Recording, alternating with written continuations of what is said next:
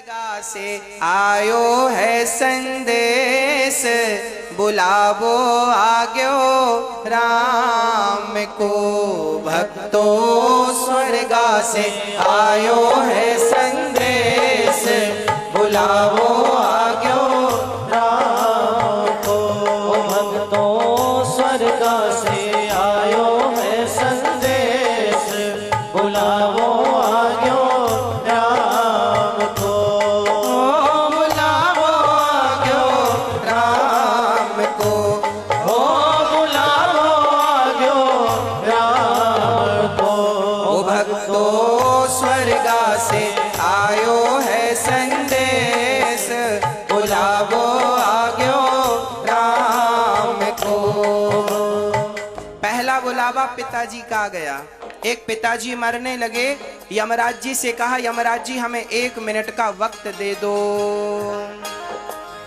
1 minute की मोहलत दे दो, करूं बेटा से बात। 1 मिनट की मोहलत दे दो, करो बेटा से बात। ओ 1 मिनट की मोहलत दे दो, करूं बेटा से बात। एक पिताजी मरने लगे, यमराज जी से कहा यमराज जी हमें अपने बेटों से कुछ कहना, 1 मिनट का टाइम दे दो। यमराज जी बोले ठीक है 1 मिनट ले लो। एक बाप अपने बेटों से मरते समय, आप जितने पिता यहाँ बैठे हो आप सभी अपने पुत्रों से यही कहोगे, और जिनके पिता नहीं है याद रखना आपके पिता जब मरे होंगे तो आपके लिए उन्होंने यही मैसेज छोड़ा है, शायद वो कह ना पाए इसलिए मुझे भेजा है, जाओ मेरे बच्चों को कह के आओ। क्या कहा है जरा सुनिएगा। भाई भाई प्रेम से रहना, भाई भाई प्रेम से रहना, जाना है सबको उसके पास, बुलावो आग्यो राम को। भाई भाई प्रेम से रहना, जाना है सबको उसके पास, बुलावो आग्यो राम को। हर पिता की इच्छा यही होती है कि वो यही देखे कि मेरे बच्चे आपस में झगड़ा ना करें, एक भाई भाई से प्रेम से व्यवहार करे। आज हम देखते हैं समाज में कि भाई भाई आपस में झगड़ा कर रहे हैं। आज हम देखते हैं बड़ा भाई छोटे भाई के घर नहीं जाता और छोटा भाई बड़े भाई से बात नहीं करता। लोग वैष्णव देवी की यात्रा करने जाते हैं, 14 किलोमीटर की चढ़ाई चढ़ लेते हैं, पर रूठे भाई के घर जाकर के कान पकड़ के सॉरी नहीं कह पाते, अपने रूठे भाई के घर जाके 4 सीढ़ियां नहीं चढ़ पाते और वैष्णव देवी की 14 किलोमीटर की चढ़ाई चढ़ लेते हैं। अब बताओ क्या माता को रिझाना जरूरी था या रूठे भाई को रिझाना जरूरी था? जब ये रूठा भाई मान जाएगा ना तो तुम्हारी वो वैष्णव माता भी मान ही जाएगी, वो नाराज ही कब है। ये भाई आपस में बात नहीं करते। अच्छा आप लोग अपने भाई से बातचीत करते हो कि नहीं? बोलचाल है, आना जाना है? हाँ या ना बोलो, आपसे पूछ रहे हैं हम। हाँ कुछ लोगों का नहीं होता। एक भाई बोला मैं अपने भाई के घर नहीं जाऊंगा। हमने कहा अच्छा भाई मर जाएगा तो तेरे ही में भी नहीं जाएगा क्या? बोला जाऊंगा। मैंने कहा भाई मरेगा तो कंधा देने जाएगा कि नहीं? हाँ हाँ जाऊंगा। मैंने कहा जब मरेगा तभी जाएगा क्या? अभी जिंदा है अभी जा। भूल सारी बातें, हो गई बातें, रात गई बात गई, कल हुई थी बात, झगड़ा हो गया, कोई बात नहीं। अरे भैया हमारा जो शरीर है ना, यदि यहाँ फोड़ा हो जाए तो महीने भर में फोड़े का पूरा घाव भर जाता है, निशान भी चला जाता है।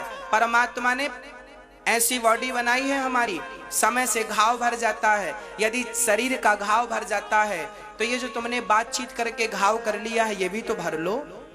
भूल जाओ बातें और प्यार से रहो।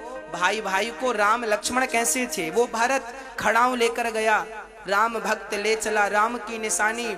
एक भाई वो है जो भाई के बिना अयोध्या का राज्य ठुकरा दिया, और एक भाई ये है जो 1-1 इंच के लिए झगड़ा करता है। इसलिए भाई मरेगा तो कल रोने जाओगे, लोग हंसेंगे। जिंदा था तो आया नहीं, रोने के लिए आ गया। अरे आज गले लगा लो भाई को, भूल जाओ बातें, प्यार से रहो। हम सब कोई नहीं बचेगा, हमारे और आपके द्वारा किया हुआ प्रेम का ये व्यवहार अमर रह जाएगा। इसलिए 1 मिनट की मोहलत दे दो, करो बहू से बात। 1 मिनट की मोहलत दे दो, करो बहू से बात। ओ 1 मिनट की मोहलत दे दो, करो बहू से बात। 1 मिनट की मोहलत दे दो, करो बहू से बात। एक सासू माँ मरने लगी और अपनी बहू से कहती है, क्या कहती है? अच्छा, सास अपनी बहू से क्या चाहती है? जब आप सास बनोगी ना तो अपनी बहू से यही कहोगी। और आपकी सास अभी जिंदा है कि नहीं? हाँ या ना?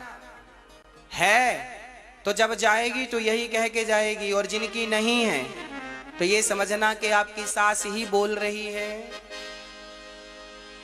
1 मिनट की मोहलत दे दो, करो बहू से बात। मैं तो म्हारो धर्म निभा दी, म्हारो मतलब मेरा। मैं तो म्हारो धर्म निभा दी, मैं तो म्हारो धर्म निभा दी।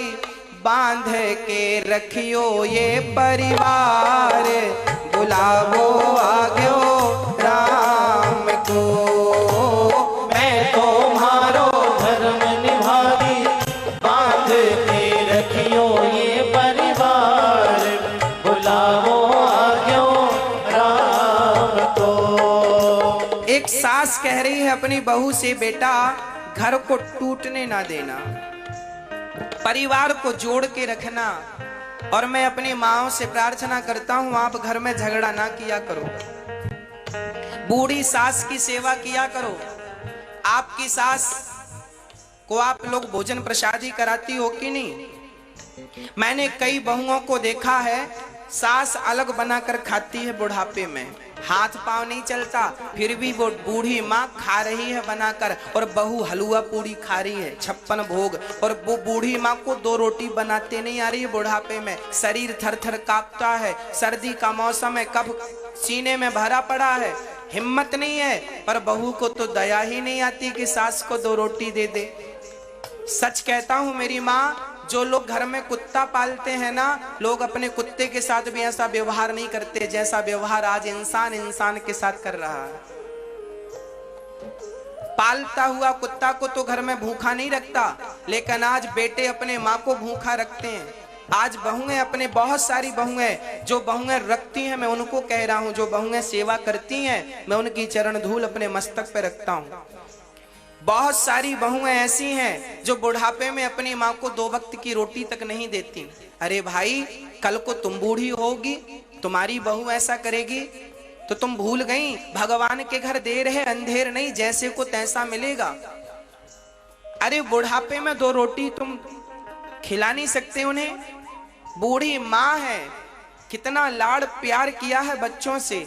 हर माँ चाहती है मेरे बेटे का विवाह होगा, बहू आएगी, घर में खुशियां आएंगी। हर माँ प्रसन्न होती है बहू को लेकर, बेटे को लेकर। पर क्या जानती थी कि आगे आने वाली बहू बेटा सब बदल जाएंगे और मुझे एक कोने में पाड़ देंगे। कोना दे दिया घर का, अपना बनाओ खाओ। अरे ऐसा व्यवहार किसी के साथ ना करो, कल को यही व्यवहार आपके साथ होगा, ये भी याद रखना। भगवान के घर देर है अंधेर नहीं है, इसलिए ऐसा गलत व्यवहार ना किया करो,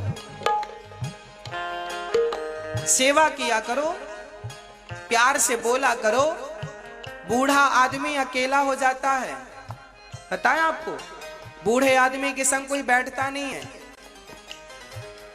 बुढ़ापे में सबसे ज्यादा दुख एक ही चीज देती है, अकेलापन। बुढ़ापे में सबसे ज्यादा दुख एक चीज देती है, वो है अकेलापन। ना बच्चों को बैठने का समय बचा माँ बाप के पास, ना तो नाती पोतों को बैठने का समय बचा दादा दादी के पास। अकेले दादा दादी दोनों हैं तब तक तो वो सुखी हैं, और दोनों में से एक यदि गए, अकेली दादी रह गई या अकेला दादा रह गया, उनकी जिंदगी नरक बन जाती है। इसलिए जरा प्यार से पूछ लिया करो कैसे हैं, क्या चाहिए। कुछ दिनों के मेहमान हैं, मर जाएंगे। हाँ, प्यार से सेवा कर लो।